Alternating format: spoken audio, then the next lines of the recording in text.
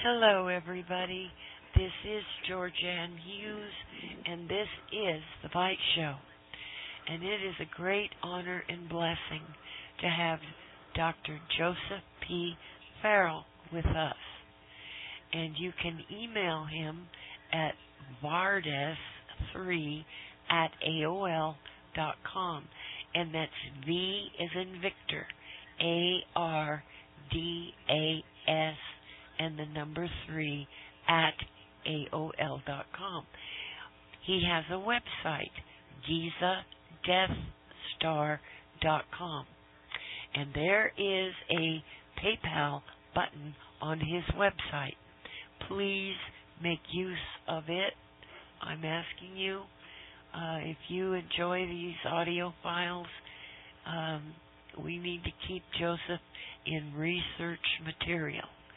Well, thank you, Georgianne, and help Georgianne out too, folks. Keep her on there. And you know something? It's interesting that you mentioned that because my web developer and I started looking into some website technologies, and he was telling me about how expensive bandwidth is, and I was just floored. So, yeah. So please help Georgianne out too, folks. It will eat your lunch. That was kind of the way he put it, but it was considerably less euphemistically.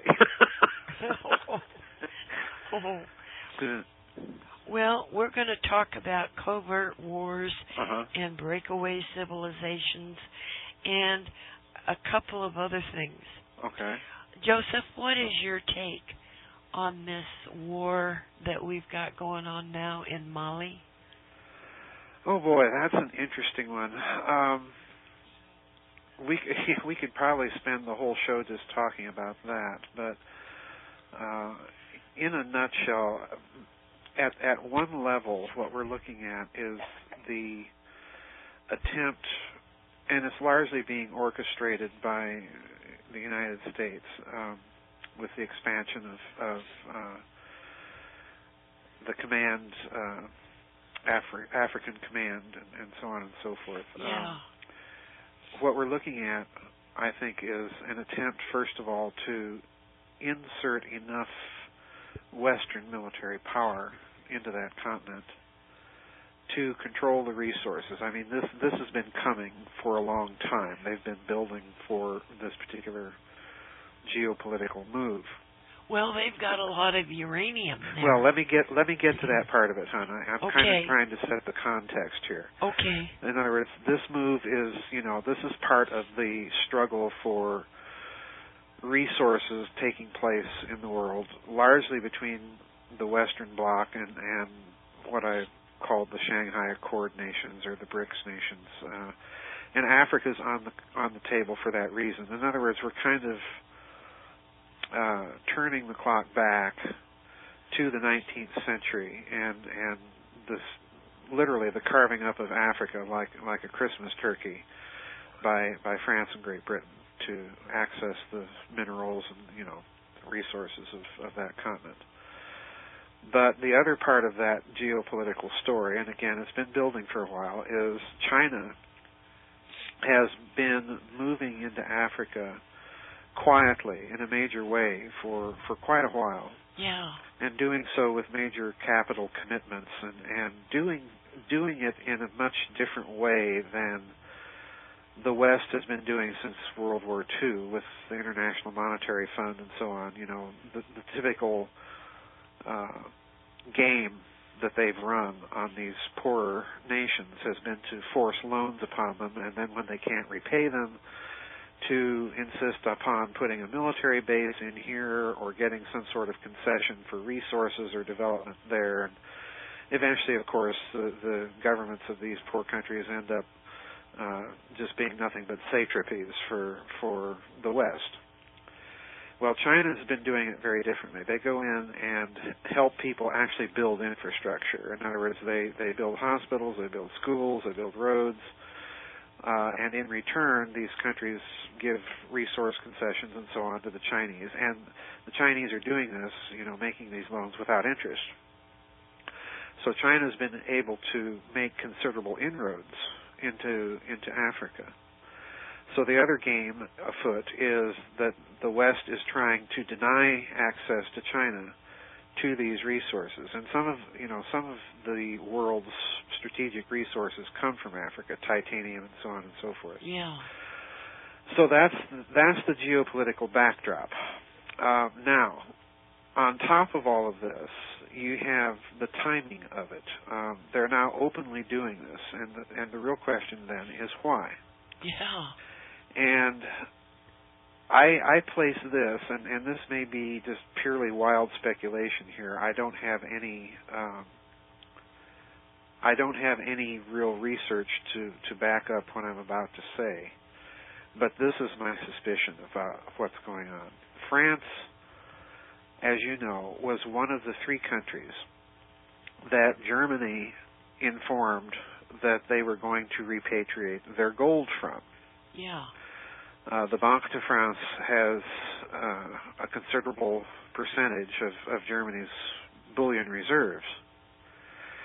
And this, in turn, people have to understand, when the Bundesbank made this announcement that they were repatriating their gold, this was a very sudden and dramatic reversal of policy, because only 3 months ago they had announced that they were entirely competent in their central bank partners in Paris and London and New York, and all we really want to do is just kind of do a quick little audit of here and there, kind of a spot check of the purity of the bullion, so on and so forth. Well, this has been completely reversed. For whatever reason, Germany has decided to call their gold back. Okay. Yeah. And I just got done doing a video blog, Thursday night on my news and views, the little talk I do. And I proposed there, and I've been arguing this case for some time, that when Germany did this was in effect a kind of very quiet, very subtle financial declaration of war. There's no other way to look at it. Because what it really is in effect saying is that one of the major components of the post-war financial system that was put into place is now breaking with that system. They no longer trust the rest of it. And particularly, they no longer trust New York, the Federal Reserve. Yeah. All right? And I argued that Germany wouldn't be doing this if it did not have other major power backing. In other words, Germany can't do this or go this alone. And I strongly suspect, and I have some blogs coming up, as a matter of fact, just in the next couple of days, I strongly suspect that this was the real reason that Chancellor Merkel took virtually her entire federal cabinet over to China a few months ago for talks. Okay, and we weren't, now why do you need to take the entire German executive branch, wow. to Beijing to talk, Whoa. Yeah, that should have made major news coverage here in the United States, and of course it didn't. But when you have two large global economies, getting together for talks with their entire respective cabinets, so to speak. Yeah. That should have called forth some sort of commentary, but it went virtually unnoticed. Well, I suspect that those talks were in part to discuss the global financial crisis and to sound out the Chinese reaction to what would happen if Germany decided to do this. And again, I don't think Germany would have made this move without some very careful, quiet consultation with Moscow as well. Oh, yeah. Oh, yeah. Oh, yes. Oh, yes. So, if you're sitting in Poland tonight or in Eastern Europe, this is going to sound like a bit of a replay, but... Oh, yeah. So this is what I think is the immediate backdrop for this Mali operation, because, like you say, Mali is one of those African nations that's rich in certain strategic materials like uranium, and the other thing is gold mines. Yeah. Okay? And I suspect, I just have this suspicion, Georgianne, that the reason that this is being done is so that the French can come up with the gold to give to the Germans. In addition to what I said before of the geopolitical agenda involved, I think this was, okay, well, they want their gold, this is our opportunity. We'll create a little false flag incident down here, send in the troops, and seize the fields, Yeah. And we're not going to see the end of this. It's beginning to fray not only around the edges, but right down the center of Europe. I think this heralds possibly the end of that nice, cozy post-war financial and friendly relationship between France and Germany. I think, I'm not predicting that the Germans are going to invade France or that the French are going to invade Germany, but I do think we're going to see some chillier relationships in the future between those two countries. So I think that's partly what's in the background. They're now attempting to seize resources, and because of these gold repatriation calls, Switzerland is already now making noises that they might recall their gold. Yeah. So, it's just a matter of time. I strongly suspect that, we need to watch what Italy now does. It's gonna fray pretty badly. The European Union might hold together in name, but I think we're watching something that could be very interesting in terms of realignments in European politics and for that matter, geopolitics. So that's my take. I think that this was a convenient opportunity, and they're going to do this in other gold fields too. They're going to contrive reasons to go in and seize any gold mine or gold field that's not already directly under their control. Boy. Yeah, it's getting bad. Yes, it is. Oh my gosh. Well, Joseph, they keep, they call in NATO. Yes. For those that don't know where NATO came from and how it started, please talk about that a little bit. Well, in Covert Wars, I'm assuming what you're talking about is the section in Covert Wars that I'm talking about NATO's role or background in covert operations, in sponsoring false flag incidents, particularly in Europe and Africa and so on. Most people don't know this, but when NATO was formed as part of the system of security alliances after World War II, and particularly in Germany's case, the United States insisted in the treaties that were signed that there were secret protocols to create these covert operations stay-behind cells. Yeah. Now, what these cells were basically people that were trained in sabotage, guerrilla warfare, things of this sort, and espionage for that matter, that would, in case of an invasion by the Soviet bloc, stay behind the lines as, the Soviet armies presumably rolled across the rest of Europe, that they would stay behind Soviet lines and wage guerrilla warfare and basically so badly disrupt Russian communications and supplies that the invasion would fail. Yeah. And these stay-behind units were actually the brainchild. This is, again, something very important for people to understand. These were the brainchild of, guess who, once again? Oh, boy. Our good old friends, the Nazis. Okay. Oh, yeah. Yeah, oh, yeah. Oh. These units were basically being directed and organized and financed and supplied by General Galen's Fremde Heere Ost, the old German military intelligence agency that was responsible for Eastern Europe in the Soviet Union.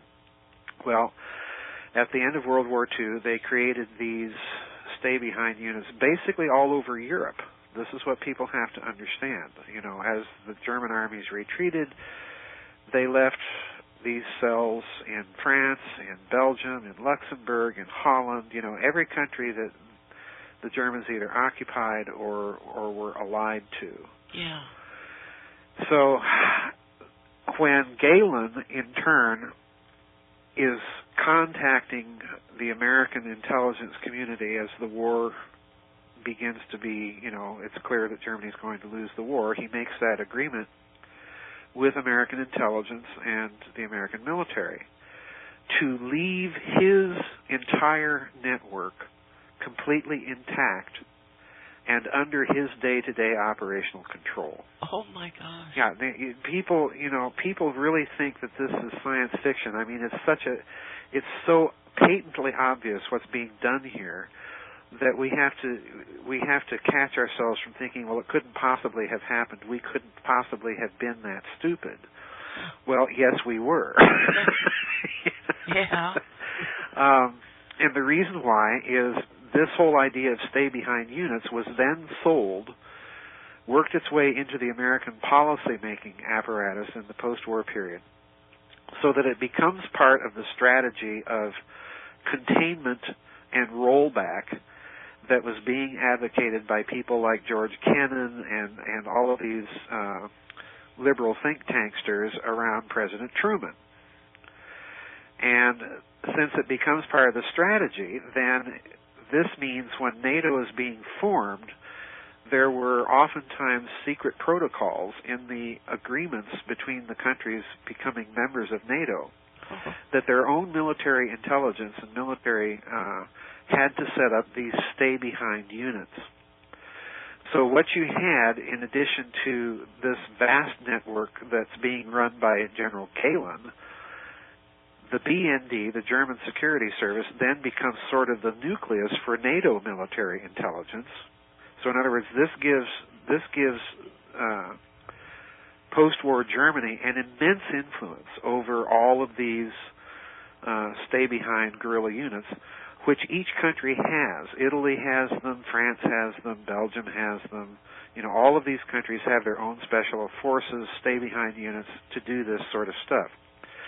Now, the final part of this story is that when President Kennedy, and here's yet another one of those links, to ponder to his murder. When President Kennedy learns of the covert operations plans of the United States, people have to remember something called Operation Northwoods. This was a 1960s CIA Pentagon covert operation to stage a false flag incident, the hijacking of an American airliner by Cuba, and the actual murder of American citizens to get people whipped up into a frenzy to allow the United States military to invade Cuba. Oh my gosh! And this is all the brainchild of the people surrounding the then Joint Chiefs of Staff's chairman, General Lyman Lemnitzer. Yeah. And he's significant because, of course, he founds the School of the Americas at Fort Bragg that trains all of these special operations units to do this sort of stuff, blow up people, commit assassinations, and do so as a false flag. Kennedy transfers him. He fires him as the Joint Chiefs and transfers him to be the head of NATO. So in other words, Lemnitzer, who's already an advocate of all of these stay-behind covert false flag operation type of operations, ends up over there in Europe in charge of a whole international nest of it. Oh my gosh. Okay. So this is where the connection comes from. This is the nucleus of all of these false flag incidents that we see being staged then in Western Europe and being blamed on the radical left, the Red Brigades, the Baader-Meinhof gang, and so on and so forth. But in reality, these events are actually committed by NATO intelligence, these stay-behind units, and in a coordinated campaign of orchestrating political reaction against the left, and therefore, against any potential communist takeover. It's very, very clear, for example, that when the Italian Premier Aldo Moro was murdered back in the late 1970s or early 80s, I think it was. Yeah. It's very clear that this was an inside job. This was no Red Brigade thing. This was a job done by this group of people in Italy, by Italian Special Forces. So you're looking, Georgianne, at least in Europe's case, on the surface you're looking at a bunch of governments that are nominally, Republican, Democratic sort of nation states. Joseph, would you agree that the democratic form of government is a war machine? No, not necessarily, because I think what you have to also bear in mind is that behind these public postures or faces of democracy, what you really have, particularly in Europe's case with NATO, is an international superstructure behind it. And that international superstructure is a deeply coordinated, connected intelligence network in its own right. It's kind of an extraterritorial state in its own right. And at the core of that structure, at the core of that NATO structure, you have the BND, you have German intelligence, because, the historical roots of all of this covert operations, stay-behind idea, again goes to General Galen's network, which of course becomes later on the West German Bundesnachrichtendienst. So you've got that. I think you've got, in turn, this network, as I've tried to point out in Covert Wars, is deeply connected to that hidden system of finance that I believe is represented by the bearer bond scandal, because like we talked in the last session, we have, with that scandal, we have the deliberate creation of a hidden system of finance, a slush fund for political covert operations. And, I point out in Covert Wars that this slush fund was deliberately set up, and it was, they brought all this Axis loot to the attention of President Truman, and President Truman made the decision to keep it all secret, and therefore creates a system of secret finance, and therefore covert. At this instant, it's very important for people to understand. At this instant, what Truman is really doing is he's setting up not only a hidden system of finance, but he's turning it over to the intelligence agencies, and he's making covert operations and false flag incidents a matter of American policy. And in effect, this means he's lost control of the day-to-day execution of that policy. And the government has lost control, and for that matter, so have the bankers. Because what this does is it empowered the intelligence services, this vast interconnected network of all of these spy agencies and military units and so on and so forth, with their own system of funding. So this is a huge story. This is for me, this is the nexus of this breakaway civilization idea of Richard Dolan. And again, I point out, it was his idea that the nexus of this thing was the Cold War. And I don't think most people really appreciate the profundity of his insight there. Because it's that creature that in turn has to deal with the UFO phenomenon. So if you take the mentality that's informing this culture of false flag covert operations and then turn around and apply it to the UFO, you've got a potentially dangerous situation there. Oh, yeah. Yeah, very, very, very dangerous.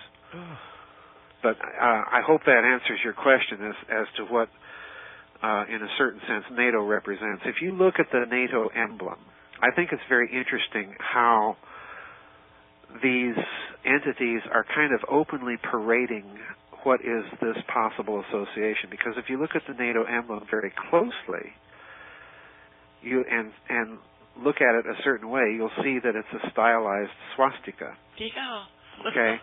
Just like, the current corporate logo of Chase Manhattan Bank. Again, you're looking at a stylized swastika.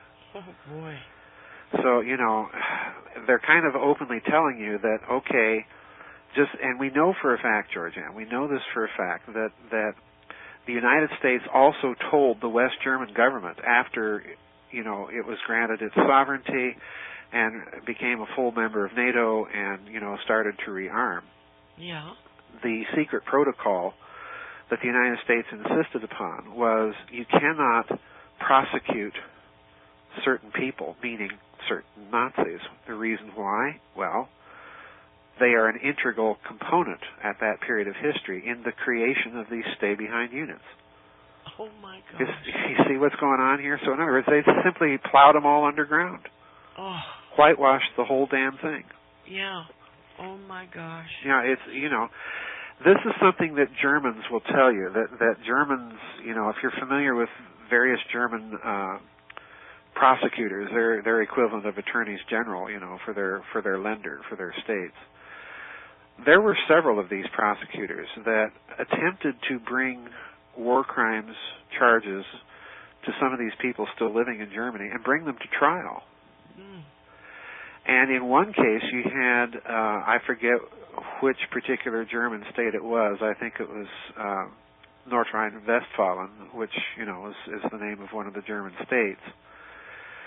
And he was attempting to investigate Martin Bormann. Oh.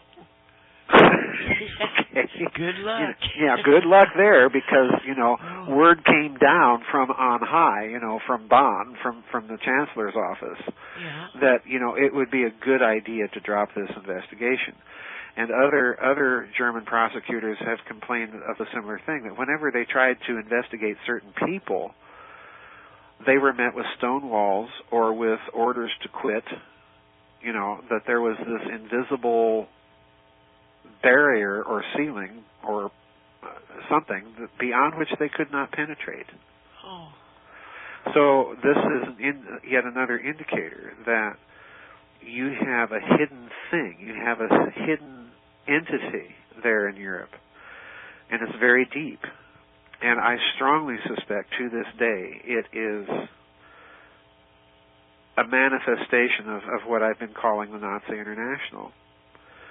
Let's just go back and remind ourselves of something that you and I discussed back when we were talking about that book. Mm-hmm. When German reunification occurred, you'll recall at the time that Eastern Europe was erupting in spontaneous demonstrations and demands that these communist apparatchiks and bosses and dons, so to speak, had to go. Yeah. Well, the same thing was happening in East Germany. Erich Honecker's government was wobbly and feeble, and the Germans in the Eastern Zone were demanding not so much reunification, but they simply wanted the state to clean up its act, and quit this police state business. Yeah. Well, at this juncture, what happened was something really amazing. Neo-Nazis began crawling out of the woodwork in East Germany, in the most communist of all of the communist states in the Soviet bloc, including the Soviet Union. Yeah. It was more communist than Russia. Oh, boy. And how is it then that suddenly, in the most clamped down, locked down police state in the world, probably besides North Korea, that you had all of these Nazi cells suddenly emerging, and doing so with money, cell phones, computers, and managing to put themselves in charge or in leadership positions within these demonstrations, and then steering the demonstrations away from the idea of a reform of the East German state and to the idea of a unification or reunification of Germany. And on the other side of that divide, remember what was happening in Chancellor Kohl's West Germany. He was pushing for reunification, and he had a plan ready to go. So in other words, it's very clear that this was an orchestrated event. And it's very clear that there was an intelligence hand behind this East German collapse. And that intelligence hand, I make no bones about it, I strongly suspect came straight out of Bonn and straight out of Chancellor Kohl's office, because he was, as I pointed out in Nazi International, himself deeply connected, his government was deeply connected with organizations and societies in West Germany that had definite and clear neo-Nazi overtones. So I do think that this NATO thing, at least underneath the surface, that there's some there's the foul odor of something fascist to it. Oh yeah. I make no bones about it. Yeah. And you know, if these fascist cells can sponsor terrorist events in Latin America and blame it on the radical left, which they did, particularly in Argentina. Well, we had death squads. Of course we did. Going through Latin America. Yeah, but who's we here? The U.S. Okay, but you're misunderstanding my question. Whose feet are on the ground? Are these just American death squads training, Americans training these death squads? No. It's those Nazis down there. Oh. Yeah, these are the cutouts for American intelligence. It's just like I said the last time. People have got to quit thinking in terms of good guys, bad guys. No.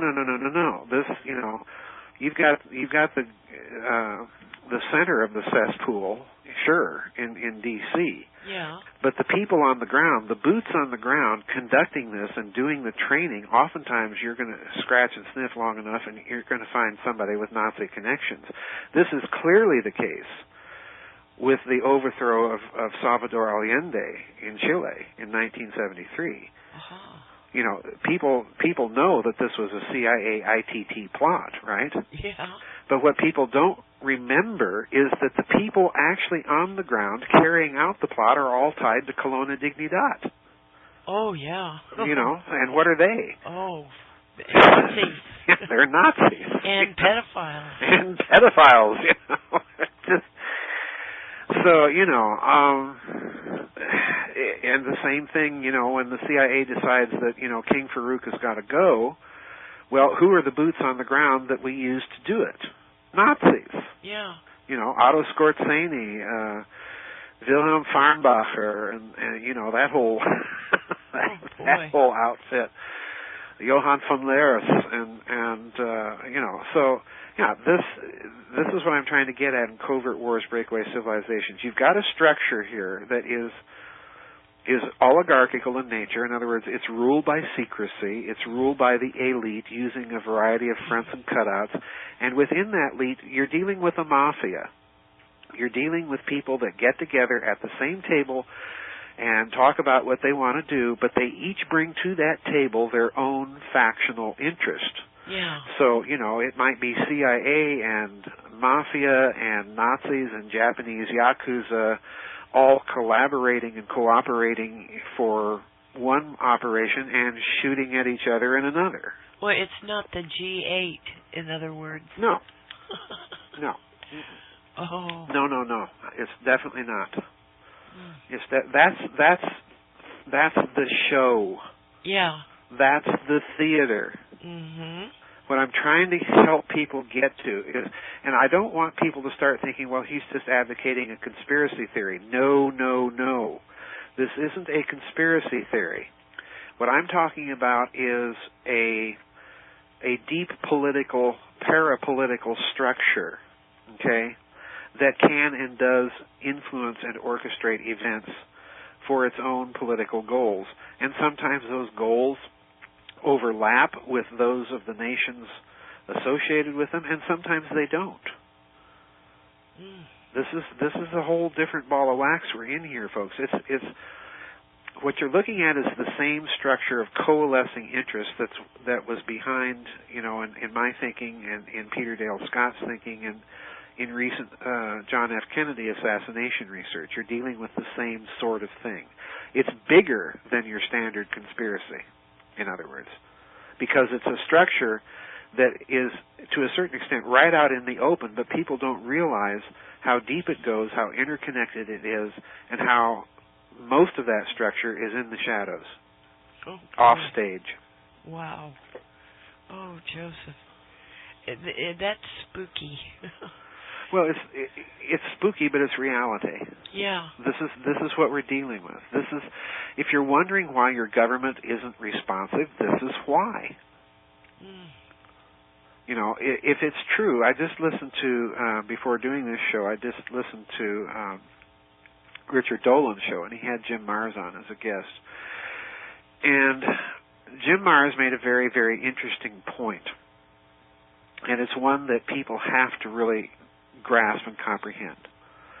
First of all, the Kennedy assassination was not, I don't care what they put on American high school bubble tests. The American equivalent of Pavlov's dogs, fill in the correct pre-digested answer. The Kennedy assassination was not the work of a lone nut. Right. Firing a poorly sighted, badly made Italian World War II rifle. Right. It's just no way. It was the work of a conspiracy. Yeah. All right. But that conspiracy is, just like Jack Ruby said, it is so large and so huge you wouldn't believe it even if I told you how large it really is. Yeah. Oh, my God. Because everybody who's anybody that is part of this deep political power structure is involved. So when Jim Marrs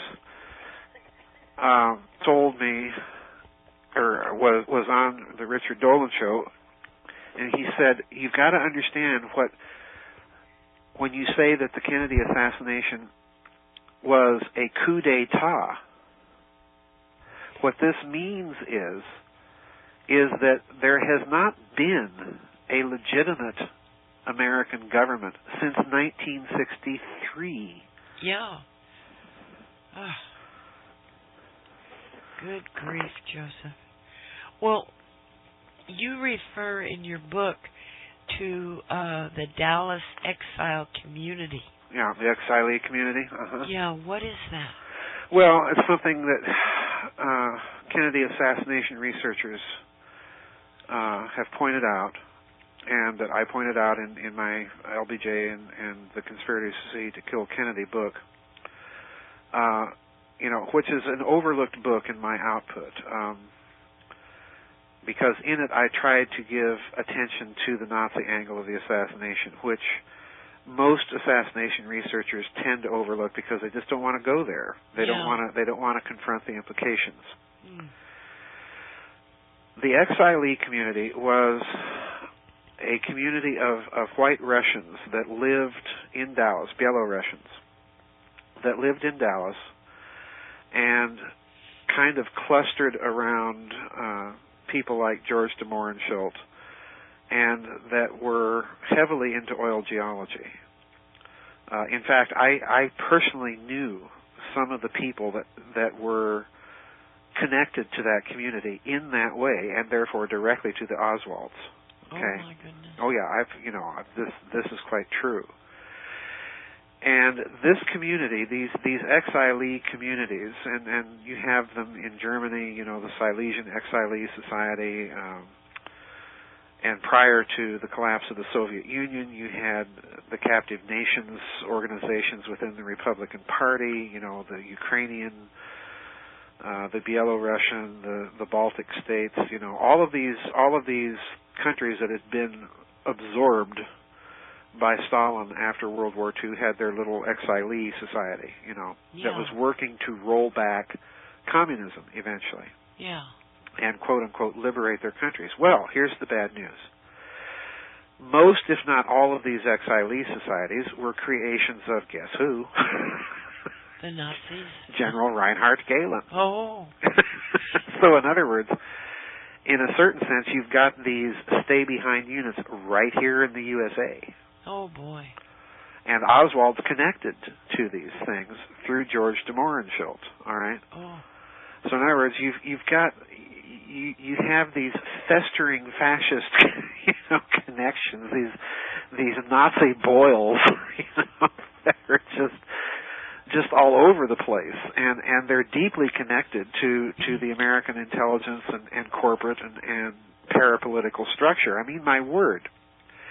Prior to the Kennedy assassination, one of the things I wrote in the LBJ book was if you dig around and sniff around in Hunt and Murchison's intelligence connections, these two big oil guys in Texas had their own intelligence networks.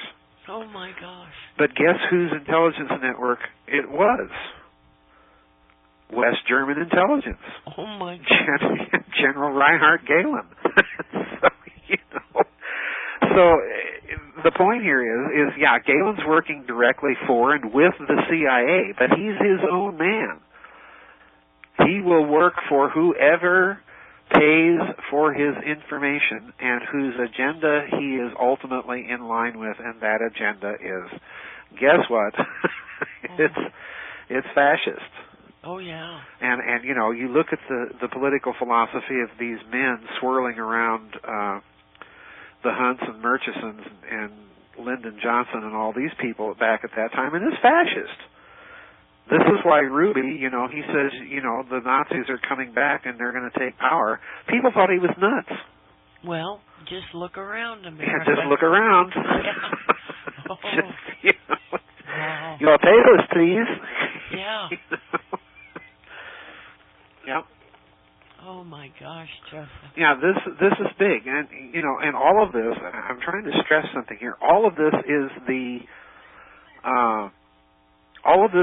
culture that deals, not only has to deal with the Soviet Union and the threat that the Soviet Union poses, but at the same time, it has to deal with the UFO.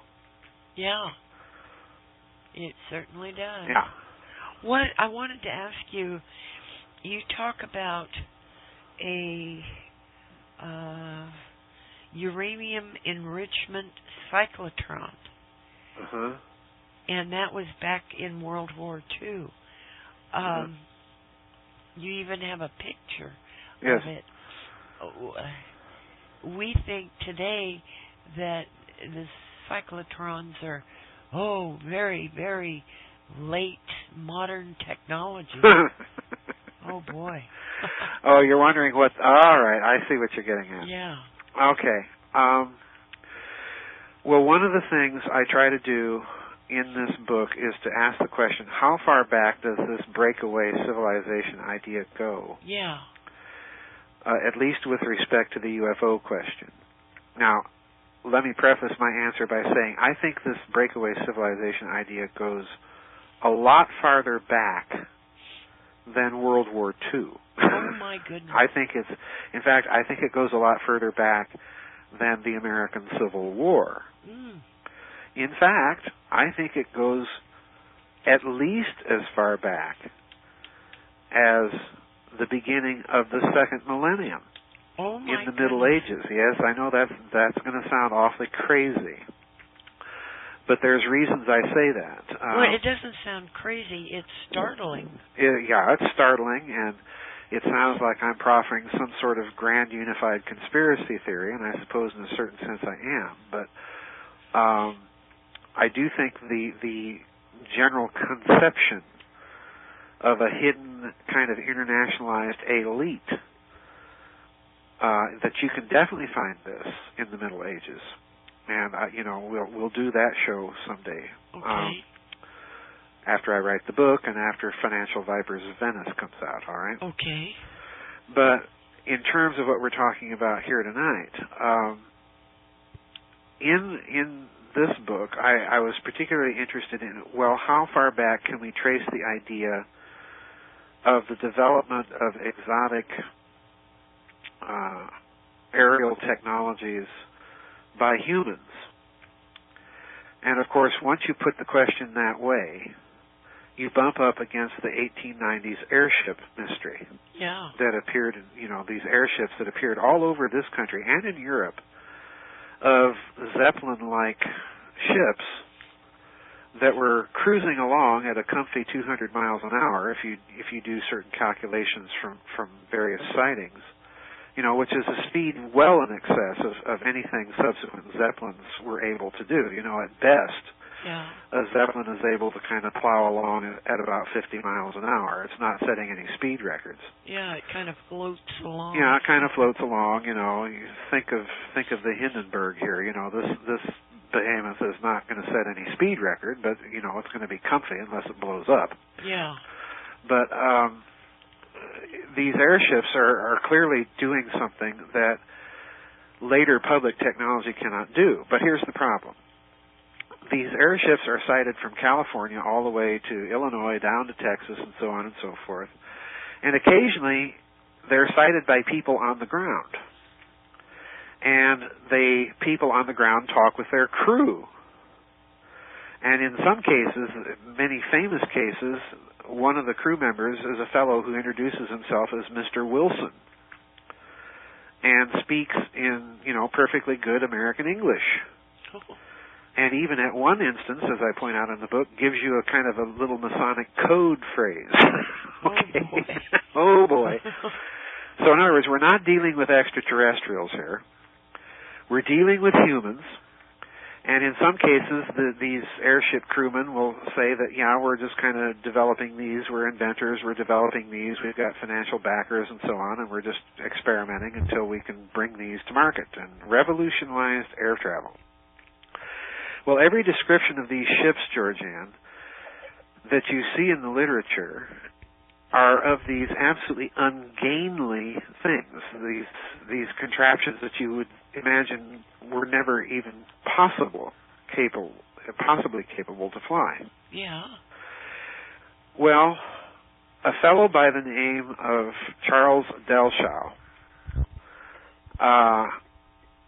started to record his experiences with these airship developers by painting pictures of their contraptions, all right?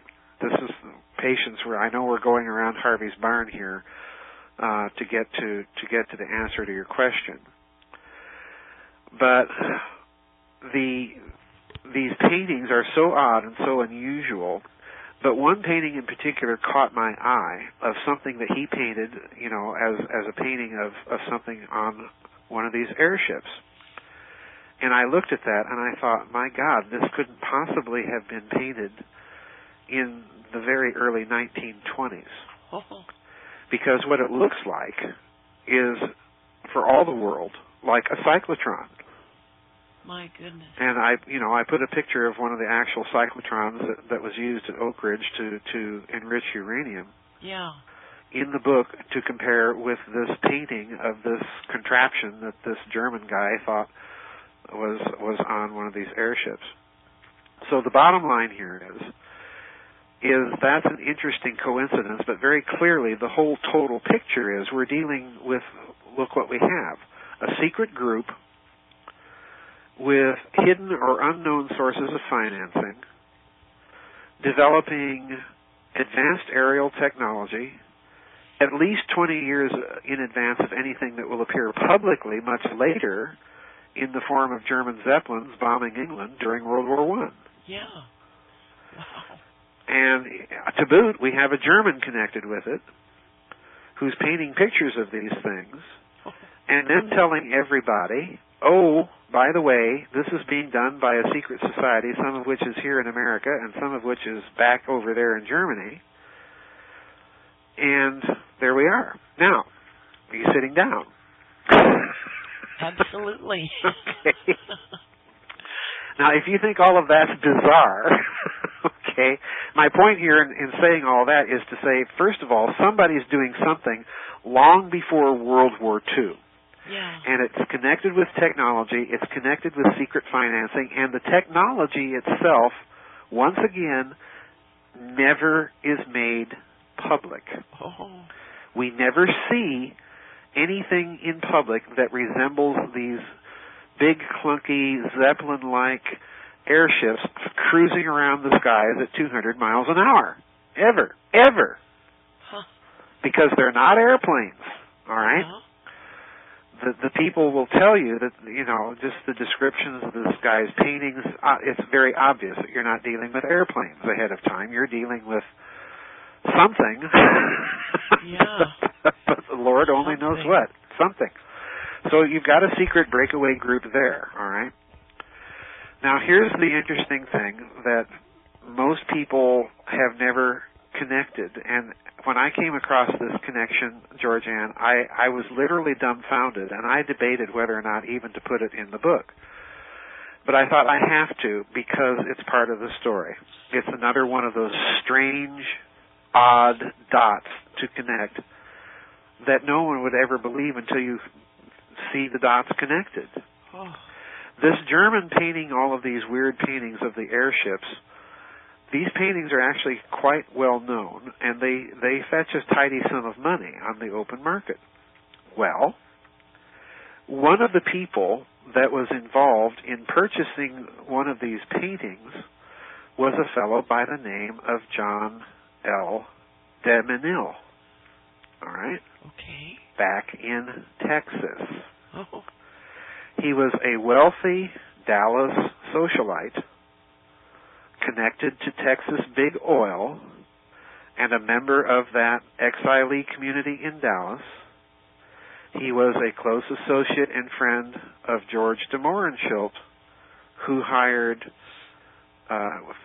got Oswald that job at the Texas School Book Depository.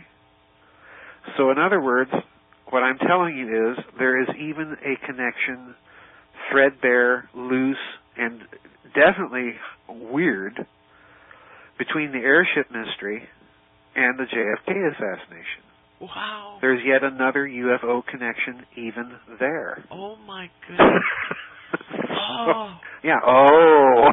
Oh. Boy. Yeah, oh boy. You see, this is, all of this is not coincidence. You can only handle so many coincidences. Right. Right. Okay. Oh. And of course, none of this.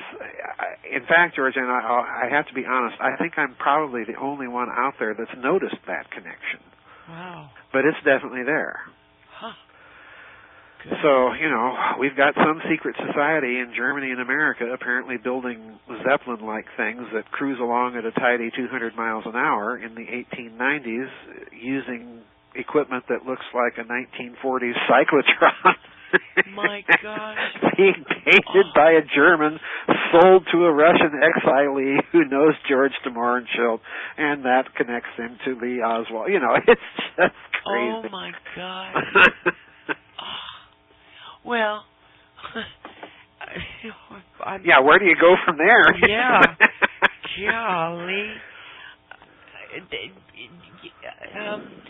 These balloons, uh-huh. Somebody said that they saw people looking down at them. Oh, sure, yeah. The unique thing about the airship sightings is, with the exception of the Aurora, Texas case, and that one is dodgy in my opinion. Jim Mars thinks that it was clearly an extraterrestrial that was found, but I question that. But in most of these airship cases, yeah, you have people seeing other human beings on this thing, and in many cases, as I mentioned before, talking with members of the crew. So in other words, there wasn't the presumption back then that this was something extraterrestrial. The presumption was this is something secret, and some people even thought, well, it's the government that's involved. Yeah. And to a certain extent, some of the personnel, if you track down the people connected with this mystery, there's a fellow by the name of Michael Busby that wrote just an excellent book on the airship mystery that I use for my research. And it's a book called Solving the Great Airship Mystery. And he tracks down some of the people, does just absolutely beautiful, meticulous research. tracking down some of the people that were clearly involved in creating these contraptions. And some of them are Army officers and so on and so forth. Some are fairly well-known professors in universities at the time that are pursuing their secret hobby. But, the other part of the problem is, where do you get the financing for this? And at this point, the story gets murkier, because there are indications of a Hearst interest and involvement. Then you've got that strange statement by Delschow that there's some sort of German connection to all of this. No one really knows who was behind this, but that is my point. That means it's number one, a secret group, and number two, an international group, and number three, a private group. Oh my! So in other words, we've got something breakaway right there. Yeah. And like I say, I think aspects of this really do go back into the Middle Ages. So there's something that is behind the theater of international politics and so on and so forth, and it's been there for a long time. Oh boy. Yeah.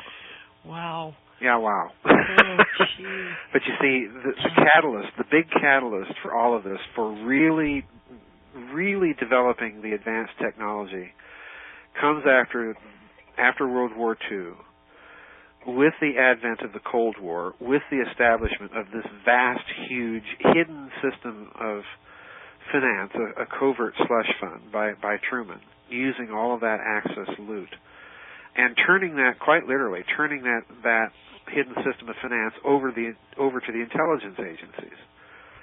Well,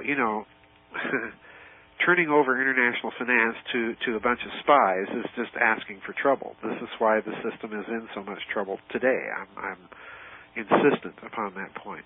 Oh boy. Yeah. Very recently, someone sent me a photograph alleged to be from NASA. Yeah. And it shows I assume it's the Earth, and it's covered with clouds, and up above the clouds there is a rather large, by comparison to what's underneath, one of these big triangles. Yes. Flying. And yet I think it looks very much like a cursor. Yeah, I understand what you're saying. I don't know if that's real or if it's put up or what. Well, there's two ways I'd have to see the photograph to see what you're saying. Yeah. I tend to be skeptical of photographs without some sort of human testimony.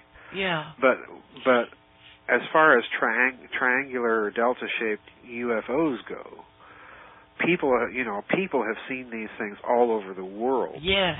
I tend to definitely think that they exist. I part company from many people in ufology in that I do think these things are products of human technology, those particular ones, for some very specific reasons that would be kind of long and involved to get into here. But basically, I do think that these things are kind of a Mark I human UFO-type technology. Now, that said, there has been in the kind of alternative research community rumor mill, so to speak, for many, many years, a story, and I have not been able to verify one way or another to pursue the story very far. But there's been a story that right around the late 1950s to early 1960s, as the United States and the Soviet Union were, putting up their satellites, beginning to put up satellites and to develop capability for manned spaceflight, that both countries detected in polar orbit at a time in history when neither country had learned how to put a satellite into polar orbit. Okay, that both countries had detected a satellite in polar orbit. And moreover, the satellite for the time was enormous. It was 15 tons. Oh my goodness. You know, which at that time, neither of the two countries had the capability to boost anything remotely that huge into space. You know, the Sputnik was just a tiny little thing, weighed, 40 or 50 pounds, I think. So, talking about putting 15 tons into orbit was just, So in other words, somebody had, if the story is true, somebody had something up there, and it clearly wasn't Russia, and it clearly wasn't the United States.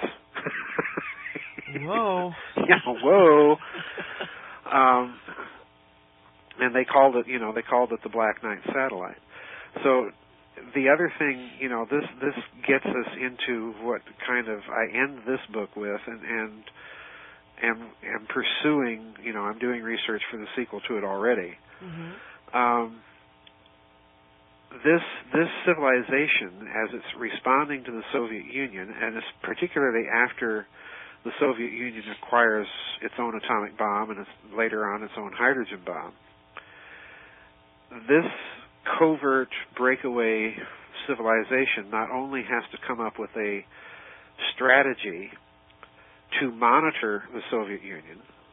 We needed to see inside of Russia to see what they were up to. Yeah.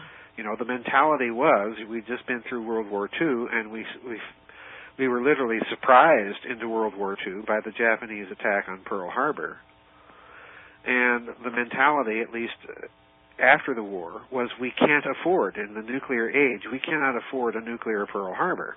Right. We have to be able to look into the Soviet Union and see what they're up to. We have to be able to look into the Soviet Union and know if they've launched. So this was the matrix in which they developed spy satellites. This was the reason they were developed. Well, by the same token, if you're facing a potential technological threat like the UFO, at the same time as you're facing the Soviet Union, then the thinking is going to be the following. We are going to have to develop technologies that can not only reconnoiter Soviet capabilities, but reconnoiter what is going on with these danged UFOs and see if we can spot them in near-Earth orbit or low atmospheric position or whatever. It's, in other words, the other hidden purpose for these things, I think, was to monitor UFO activity. And I think this is also the hidden purpose behind the development of robotic space probe capability, because clearly some UFOs were, number one, products of a technology, number two, intelligently controlled, and number three, not human. Okay? Yeah. Wow. So, Nazis notwithstanding. So, in the thinking at the time, then, okay, well, where are these things coming from? And the reasoning at that time is going to be one of two things. They're either coming from the deep ocean floor, which we don't have access to, yeah, because, some UFOs are seen to fly right in and out of the ocean. Right. All right? Or they have to be coming from nearby space. There's, those are the two options, and we better find out where they're from. Maybe the moon? Oh, I don't want to go there right now, Georgianne. Take you to the moon now. Yeah, well, the reason I'm laughing so hard is that crazy Finnish movie that was a parody or a spoof of the Nazis on the moon idea. It's a crazy little movie called Iron Sky, and I finally broke down. It finally came out on DVD, and I finally broke down and bought the DVD and watched this thing. And it's, pardon me, it's one of those B movies that is, it's amusing. I mean, it's funny, but not in an, pardon me, now you've got me doing it. It's an amusing movie that's funny, not in a uproarious laughter sort of way, but it is funny in, the kind of tongue-in-cheek, mild satire sort of way, because the whole movie is a spoof on the moon Nazis, coming back to conquer the Earth. And there's a scene in this movie, Georgianne, that every time I see it, I do laugh out loud because it's just hilarious. Because they've got Wagner playing in the background in virtually every scene with a Nazi. All right. Yeah. But one of these Nazis, one of these Nazis ends up in the back seat of a limousine with a really attractive American woman, that works for a Manhattan advertising agency. And Wagner, the Siegfried Idyll, is playing in the background of this limousine scene, but it's being played in the style of adult mild contemporary jazz. Oh my on a gosh. xylophone. Oh, on a xylophone. Yeah, oh. it's just you're listening to Cocktail Hour Wagner. Oh my gosh. It to me just makes me laugh. Well, it is pretty funny. It's just horrid. Oh. It's so bad it's good. Oh, it's so bad it's good.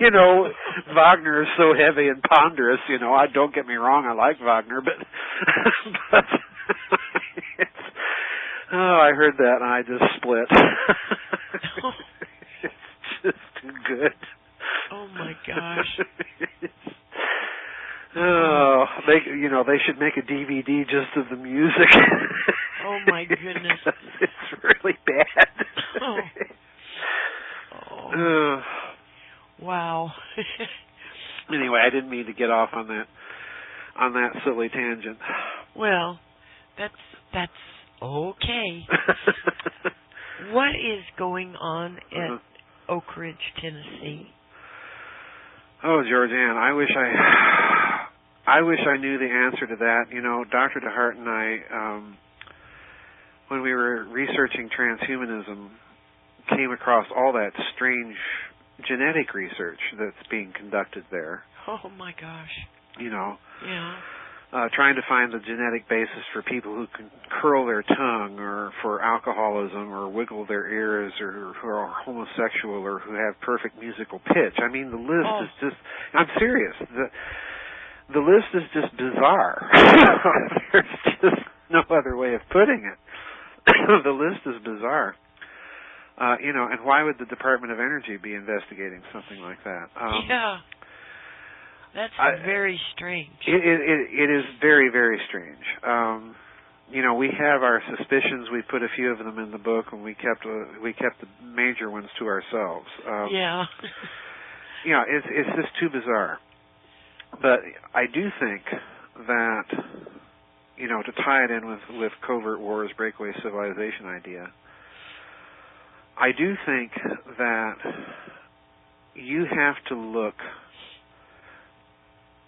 at every event since World War II in geopolitics from a totally different perspective once you accept the idea that there is a breakaway civilization and that in part it was established to deal with the UFO phenomenon. Even to the point that I think you at least have to entertain the possibility that the nuclear arms race between the Soviet Union and the United States may have had an entirely different purpose altogether. In other words, to not only threaten mutually assured destruction of each other on Earth, but of any potential otherworldly enemy. Oh my gosh. It's like we talked the last time.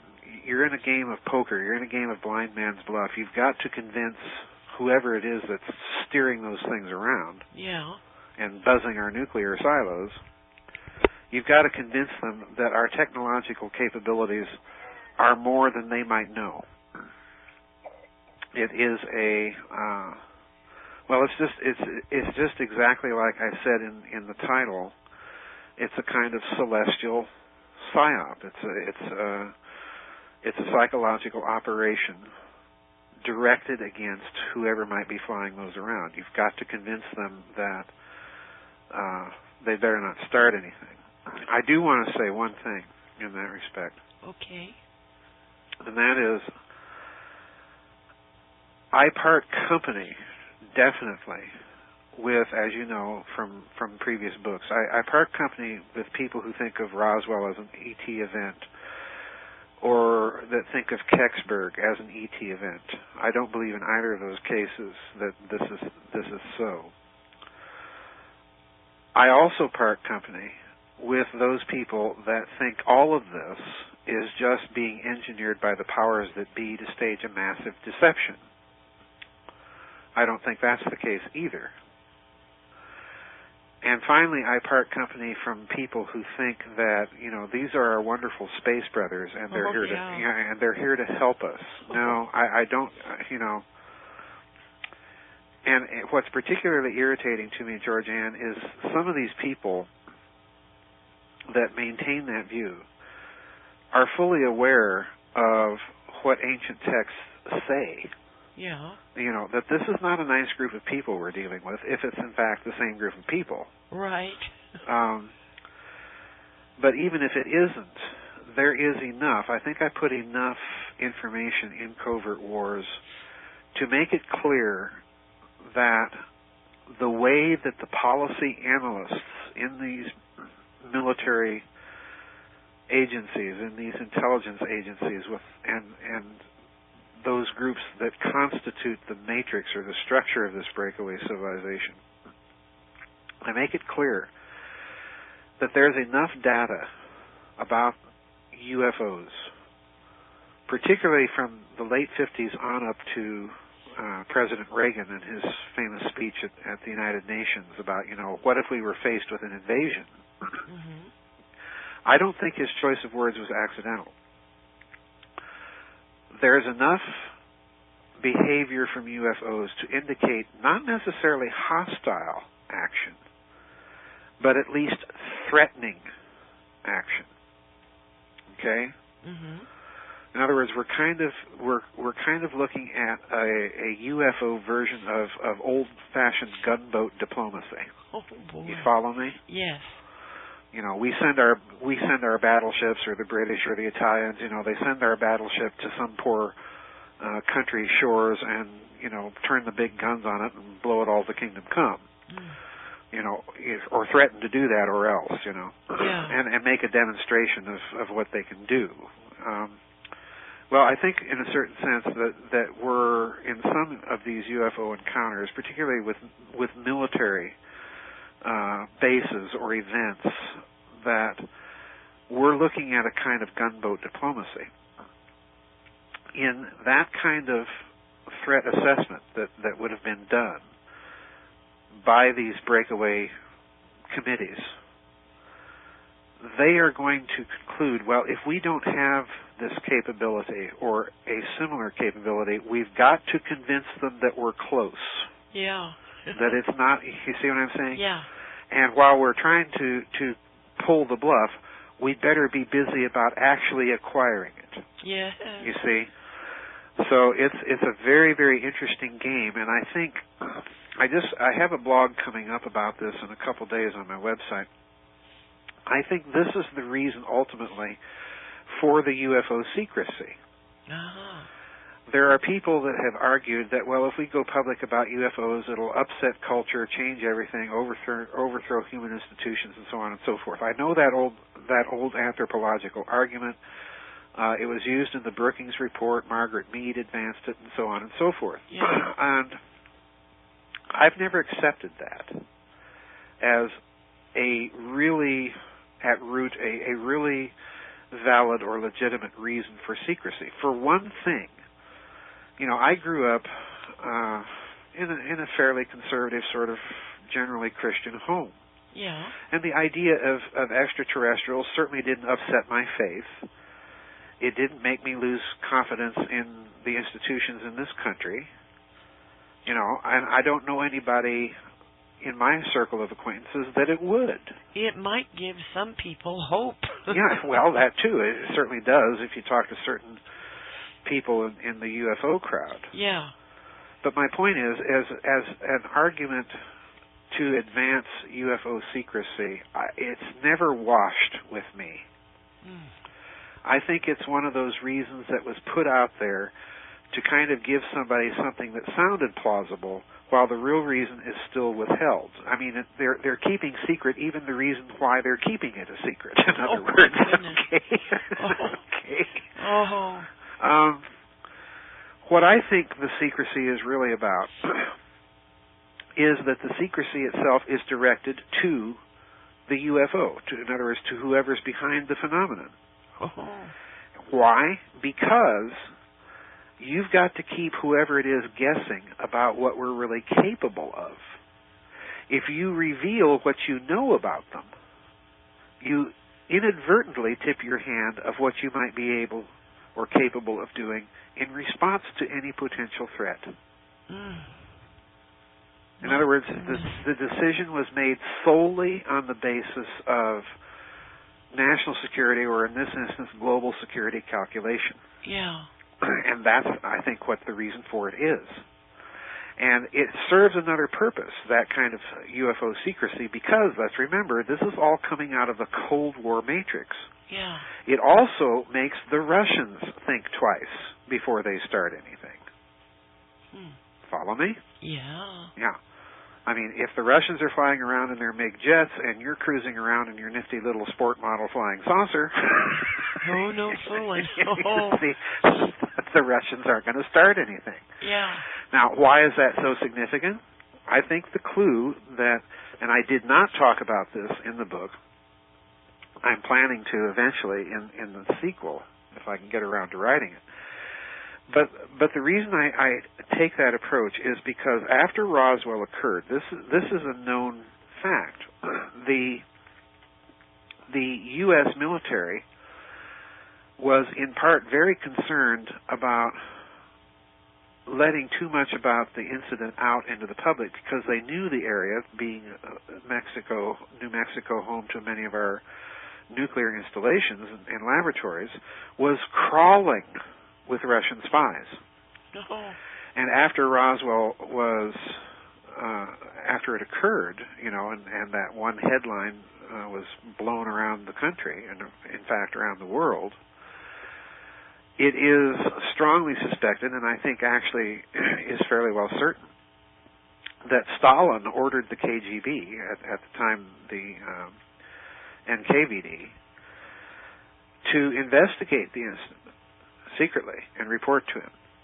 Because again, what does it represent to Stalin? Well, if the United States has recovered a crashed flying saucer, we'd either better get one ourselves or find out exactly what they're doing with it. Right. You see, so the Cold War is the matrix out of which all this UFO secrecy is formed, and it's formed in response to the other superpower, but also as a response to whoever's behind the UFO. You don't tip your hand to a potential enemy about how much you know about them and how much you know of what they're capable of and what your response to it might be. You've got to keep them guessing. This is just standard procedure. Yeah. Oh, my goodness. Oh, Joseph. It's a real mystery. It is a huge mystery. Yeah. Yeah. It is a huge mystery. But I think, if we look at it, this is why I think Mr. Dolan's idea of a breakaway civilization is so profound. Because, and he's very well aware of this. He has talked publicly in any number of venues about various implications about that hypothesis. And the remarkable thing about it is a powerfully capable and flexible hypothesis in terms of its explanatory ability. It explains a lot of things about this UFO mystery that we've been living with now in a major way since the end of World War II. And I think it's so powerful that it explains to a great degree the reason for the UFO secrecy. This is why I'm taking my time to kind of explore avenues of this idea that I think need to be explored. They may be completely different than his avenues or somebody else's avenues, but I think it's well worth some time to spend on it, because I really do think that lurking in the background of all the past few decades, this has been the central core issue. I really do think that. People think that I don't, but I really do. It's just I'm approaching it much more slowly. I'm not jumping on the ET bandwagon every time I see a UFO or hear about a crash and so on and so forth, or strange-looking bodies. I'm just not going to do that. But by the same token, it would be foolhardy to think that human technology explains all of these sightings. Because that's not going to be the approach that this breakaway group took. It is clear from the documentary record that they were concerned about a Nazi aspect to the phenomenon. That is clear. I think I made that case fairly well in Roswell and the Reich. By the same token, it is clear that they were equally concerned about this being a non-human intelligence altogether. And imagine what their reaction would be if suddenly they discovered that they were dealing with both possibilities. Oh my God. Oh. Okay. You'd have a heart attack. Yeah. If they ever came to that conclusion, then the secrecy, national security clamps would come down even more tightly. People keep praising governments like France and Brazil for releasing so much of their UFO information, and even the Russians have been in on this recently. But I think you would be naive to assume that those countries have released everything or even the most sensational information that they have. That's just, my whole point in arguing all of this is that's just not the way that any self-respecting component of this breakaway structure is going to behave. Well, we have a lot of people on this planet who believe they have been abducted. Yes. And that is another aspect. Yes. Yeah, it is. And it's, in a way, I didn't cover abduction in this particular book. As I've said, I had deliberately planned out at least 3 books in this little mini-series, possibly 4.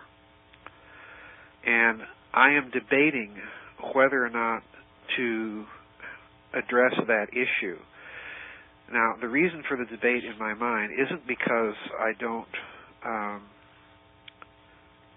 think it's not a significant issue.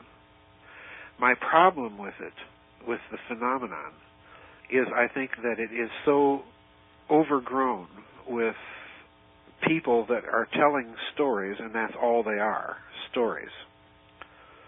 But I do think there's a legitimate core to this. Yes. And it would be a concern to this breakaway group for the following reason. And again, it goes back to national security, to global security. If ET or whoever it is can swoop down out of the skies and remove anyone at any time, anywhere, and do these sorts of things, and in some cases implant them apparently or whatever, then you've got a national security issue. Now, by the same token, people like Dr. Jacques Vallée, and to a certain extent the late Jim Keith, some of these people, have also made a very good case that many of these abductions are not ET related at all. They're simply humans, the good old military-industrial complex again, up to some shenanigans. So, it's a huge issue. Wow, Joseph. And I hope at least this book gets people thinking. Well, I'm sure it will. Oh boy. Yeah, everybody needs to go get Covert Wars and Breakaway Civilizations. This is a fascinating book you've written, Joseph. Oh, thank you. Whoa. Yeah, it's the sequel to Saucers, Swastikas, and Psyops, and like I say, I've got another one that I'm researching now. My approach in these books has not been so much historical as cultural. I want to figure out, what's the context of these people's thinking. And when you look at it that way, then you've got historical roots with the Nazis, you've got technological roots there, you've got the Cold War, the covert operations aspects of this, you've got the hidden financing, all of this is going to play a role into how these people think and address the phenomenon. So it's really kind of an attempt to reverse engineer the thought process. Yeah. Wow. Oh my goodness, what can we say? Yeah, the topic is huge. Yeah, it is. Do you think it's possible, Joseph, that there may already be a colony, say, on Mars? Oh, sure. You mean a human colony? Yeah.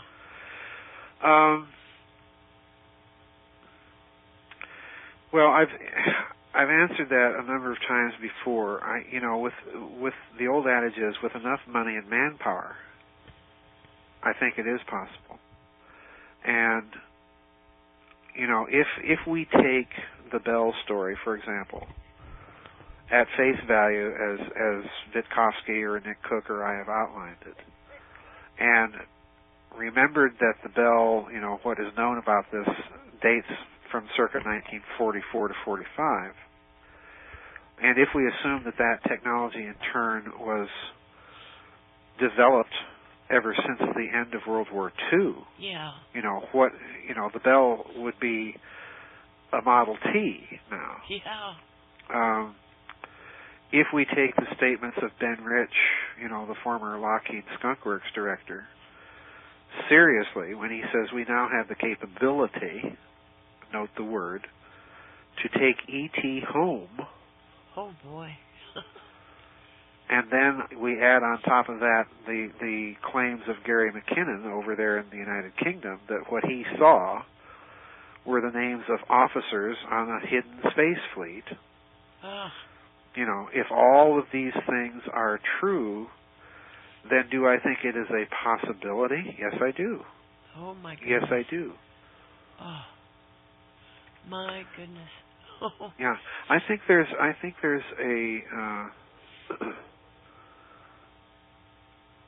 there's another aspect of this, and that is, the old esoteric doctrine that the moon constitutes a kind of quarantine area around the Earth, the orbit of the moon. Yeah.